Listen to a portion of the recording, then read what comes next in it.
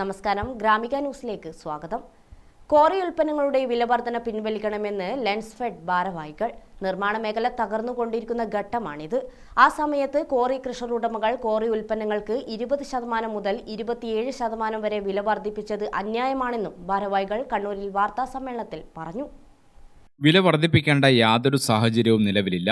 ഇത്തരം ധിക്കാരപരമായ നിലപാടിനെതിരെ നിർമ്മാണ ബന്ദ് ഉൾപ്പെടെ അതിശക്തമായ പ്രതിഷേധ പരിപാടികൾ സംഘടിപ്പിക്കുമെന്നും ജില്ലാ കമ്മിറ്റി ഭാരവാഹികൾ അറിയിച്ചു.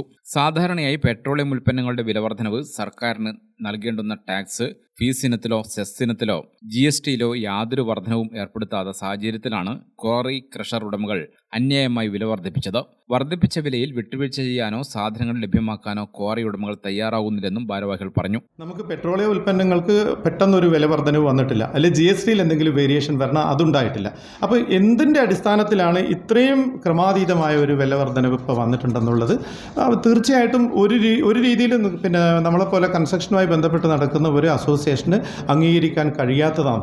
ഇന്ന് സംസ്ഥാനത്തൊട്ടാകെ 14 ജില്ലകളിലും ഒരേ ദിവസം തന്നെ ലെൻസ്ഫെഡ് ഇങ്ങനെ ഒരു പത്രസമ്മേളനം വിളിച്ചു കൂട്ടിയത് വരാൻ പോകുന്ന ഇതിന് കൃത്യമായ ഒരു നടപടി എടുക്കുന്നില്ലെങ്കിൽ ശക്തമായ നിർമ്മാണ ബന്ദിലേക്ക് കടക്കുന്ന രീതിയിൽ തന്നെ ലെൻസ്ഫെഡ് എന്ന് പറയുന്ന ഒരു ഓർഗനൈസേഷൻ ഇതിനെതിരെ തീരുമാനമെടുക്കും തീർച്ചയായിട്ടും.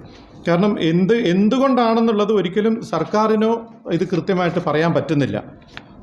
ഈ കെട്ടിട നിർമ്മാണങ്ങളുടെ വില നിയന്ത്രിക്കുന്നതിന് നമ്മൾ നേരത്തെ പറഞ്ഞായിരുന്നു, ₹1 കൂട്ടുന്നതിൽ അതിനൊരു ക്ലാരിറ്റി അവർക്ക് വരുത്താം. പക്ഷേ എന്തുകൊണ്ടാണ് നമ്മൾക്ക് കിട്ടുന്ന മെറ്റീരിയൽസിൻ്റെ ക്വാളിറ്റി കൺട്രോൾ ചെയ്യാനൊരു സംവിധാനം ഇവിടെ ഇനിയും ഉണ്ടാക്കാത്തത്? വാർത്താസമ്മേളനത്തിൽ ജില്ലാ പ്രസിഡന്റ് KB പ്രസിജുകുമാർ, സെക്രട്ടറി VC ജഗത് പ്യാരി, AC മസൂദനൻ, പോളച്ചന്ദ്രൻ, പുരുഷോത്തമൻ എന്നിവർ പങ്കെടുത്തു. ഗ്രാമിക ന്യൂസ്, കണ്ണൂർ.